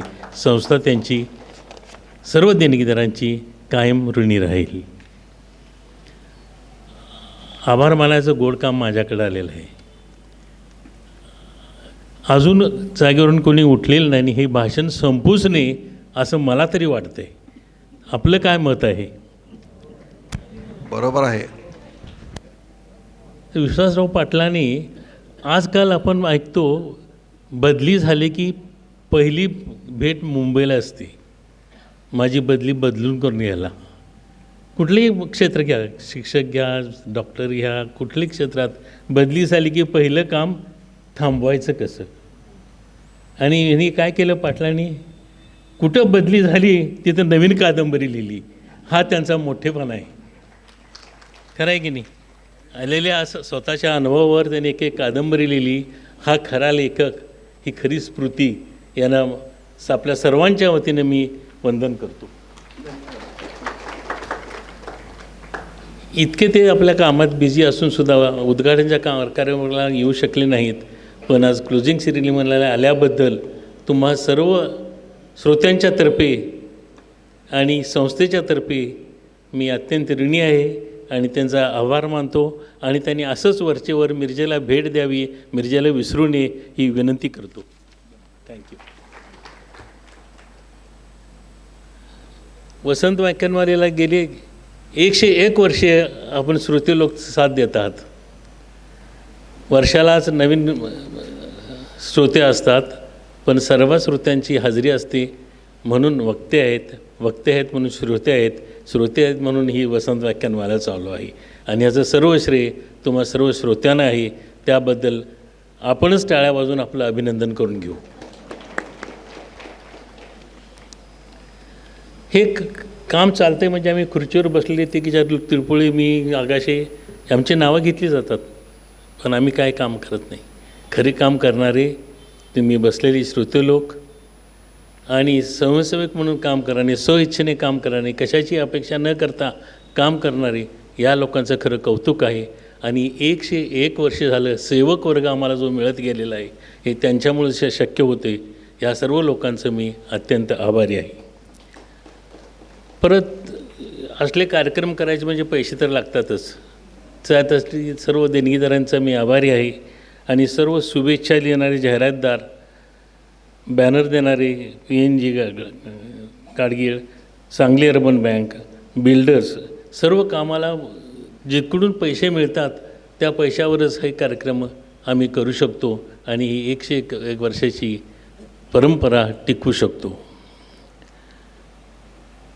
आणि आता मला साहेबांचं आभार मानायला वाटतं, कारण सर्व कार्यक्रम ठरले होते. आम्ही छपायला सगळं देणार होतो आणि तेवढ्या त्यांचा फोन आला की मला 2 तारखेला जमत नाही, 5 तारखेनंतर येतो म्हणून. आम्ही तीही ऑर्डर मान्य केली आणि छपाईला देणारा जो खर्च होणार होता तो आमचा वाचला. याबद्दल मी आपले पुनश्च एकदा आभार मानतो.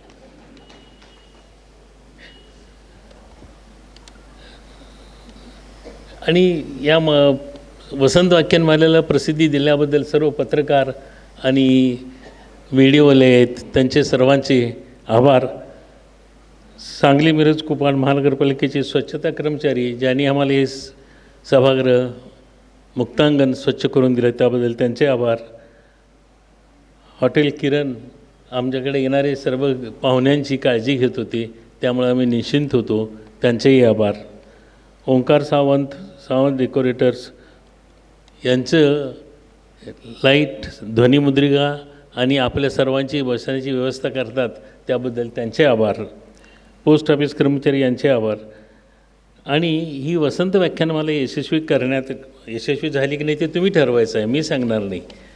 झाली की नाही हे कुणावर अवलंबून असतो, तर तुमच्या सर्व लोकांच्या इथं प्रेझेन्समुळे अवलंबून असतो. सर्व कार्यक्रमामध्ये डिग्निटरीज ऑफ द डायस म्हणतात, तर मी तर म्हणेन डिग्निटरीज ऑफ द डायस. आणि तुम्हीच सर्वात आम्हाला श्रोते म्हणजे देवजन आहात. तुमच्या आशीर्वादामुळं, तुमच्या देणगीमुळंच ही संस्था चालू आहे आणि तुमचे आम्ही अत्यंत ऋणी आहोत. तुमचं प्रेम सदैव आहेच. हे प्रेम असंच राहू दे, असंच वाढत जाऊ दे आणि ही वसंत व्याख्यानमाला द्विशतकात जाऊ दे ही इच्छा करतो आणि आपली रजा घेतो. धन्यवाद. धन्यवाद कुरणे सर. यानंतर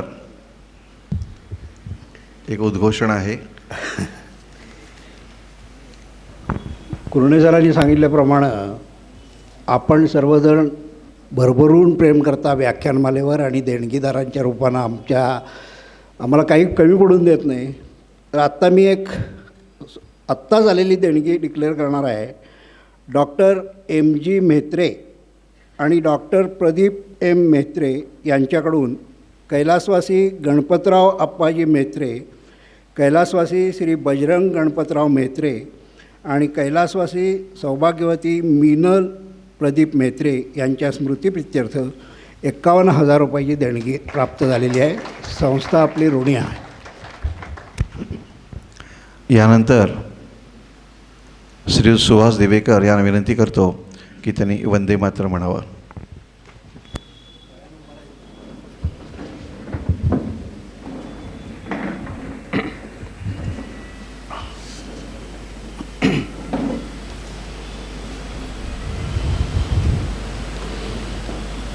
वंदे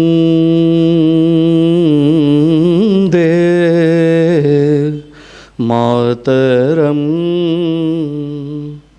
वंदे मातरम् सुजलां सुफलां मलयज शीतलां सस्यश्यामलां मातरम् वन्दे मातरम्. शुभ्रज्योत्स्ना पुलकितयामिनीं फुल्लकुसुमिता द्रुमदल शोभिनीं सुहासिनीं सुमधुरभाषिणीं सुखदां वरदां मातरं वन्दे मातरम्. कोटिकोटिकण्ठ कलकल निनाद कराले कोटि कोटि भुजै धृत खर कर वाले अबला के नो माँ ए तो बले बहुबलधारिणीं नमामि तारिणीं रिपुदलवारिणीं मातरम् वन्दे मातरम्. तुमि विद्या तुमि धर्म तुमि हृदि तुमि मर्म त्वं हि प्राणा शरीरे बाहुते तुमि मा शक्ति हृदये तुमि मा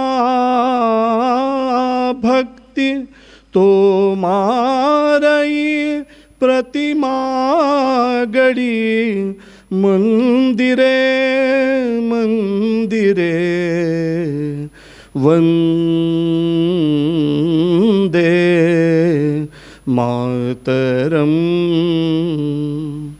त्वं हि दुर्गा दश प्रहरणधारिणी कमला कमलदल विहारिणी वाणी विद्या दायिनी नमामि त्वां नमामि कमलाम् अमलाम् अतुलां सुजलां सुफलां मातरम् वन्दे मातरम्. श्यामलां सरलां सुस्मितां भूषितां धरणीं भरणीं मातरम् वन्दे मातरं वन्दे मातरं वन्दे मातरम. भारत माता की जय. धन्यवाद. यानंतर आजचे आपले प्रमुख पाहुणे आदरणीय श्री विश्वासरावजी पाटील आणि आपले संस्थे पदाधिकारी यांना विनंती करतो की आपण ध्वजावतरण करण्यासाठी ध्वजस्तंभाजवळ यावे.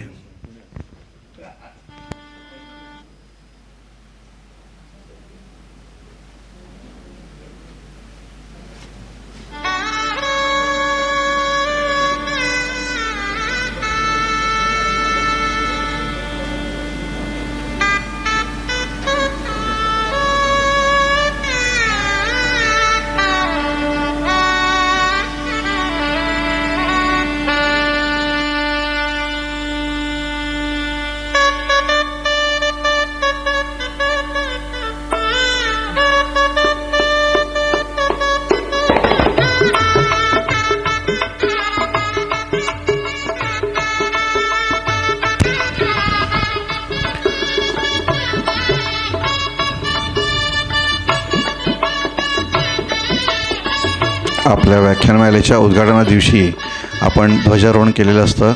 सरस्वती ध्वज आज आपण सांगतेच्या समारोपाच्या प्रसंगी या दिवशी आपण त्याचं ध्वजारोहण करत आहोत.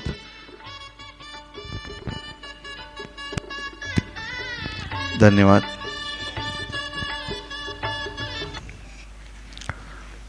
सर्वांनी स्थानापन्न व्हावं. आपल्या प्रत्येक कार्यक्रमाची सांगता पसायदानाने होत असते.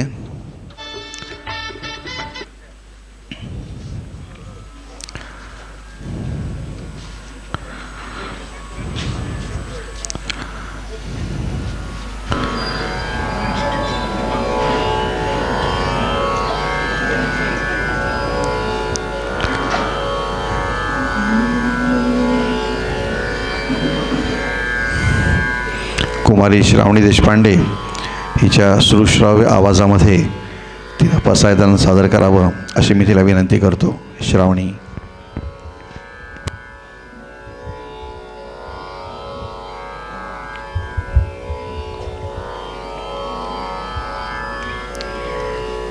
आता विश्वात्मके देवे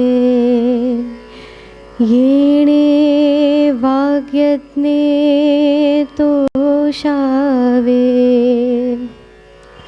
तोषो निमज द्यावे पसायदान हे जे खळांची व्यंकटी सांडो तया सत्कर्मी रती वाढो भूता परस्परे पडो मैत्र जीवांचे दुरिताचे तिमिर जावो विश्वस्वधर्म सूर्ये पाहो जो जे वांछील तो तेला हो प्राणी जात वर्षत सकळ मंगळी ईश्वर निष्ठांची मांदियाळी अनवरत भूमंडळी भेट तू भूता चला कल्पतरूंचे आरव चेतना चिंतामणींचे गाव बोलते जे अर्णव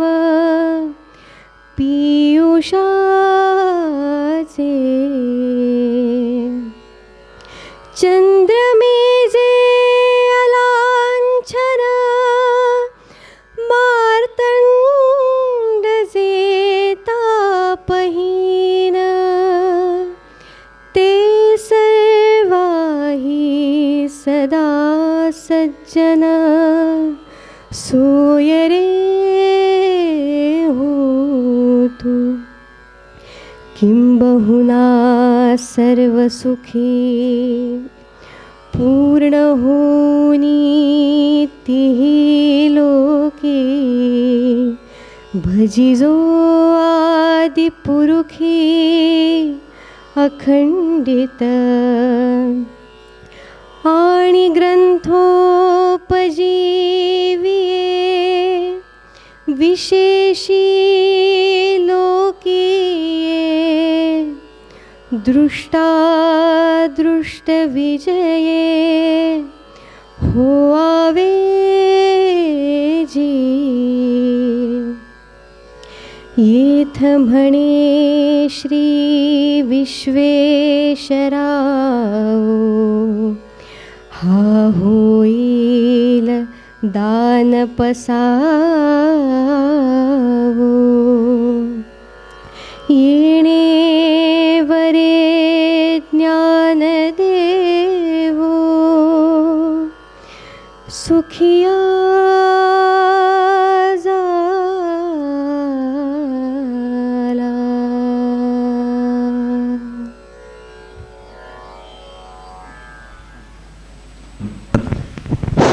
धन्यवाद. दरवर्षीप्रमाणे याही वर्षी आपण ज्या उत्साहाने सर्व रसिक श्रोत्यांनी प्रतिसाद भरभरून दिलेला आहे, येणाऱ्या आगामी वर्षात पुढील वसंत व्याख्यानमालेसुद्धा आपण असाच प्रतिसाद द्यावा अशी अपेक्षा व्यक्त करतो. आणि यावर्षीची व्याख्यानमालेची सांगता झालेली आहे हे मी नम्रपणे जाहीर करू इच्छितो. सर्वांचेच मनपूर्वक आभार.